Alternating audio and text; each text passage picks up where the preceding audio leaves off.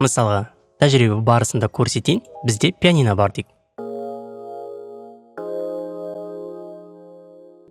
Және сол пианиноға бір плагин қолданайық. One-off фильтр мысалға.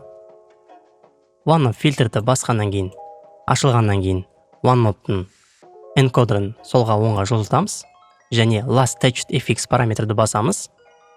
Осы жерден оңға басып, автоматизацияның үстіне оңға басып, right record fader position to armed envelopes таңдаймыз. Таңдағаннан кейін, мысалға өшіреміз. Және бірге отыра жазамыз.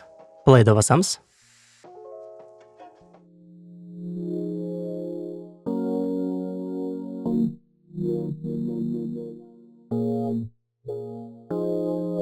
Сол сияқты қалаған инструментте де жазуға болады. Мысалға, cut-off жұмыс істеп көрейік.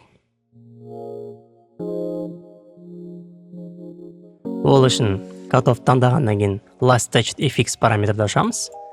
Және бізде автоматизация ашылды. Оны қолмен де жасауға болады. Ctrl және мышканың сол жақ бөлігімен таңдай отыра қалаған суретін саламыз. Немесе автоматизацияның үстіне апарып right record fader position to armed envelopes басамыз. Және play'ді басамыз.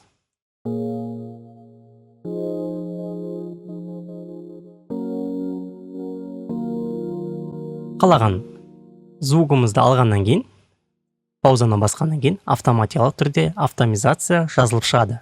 Тыңдаймыз.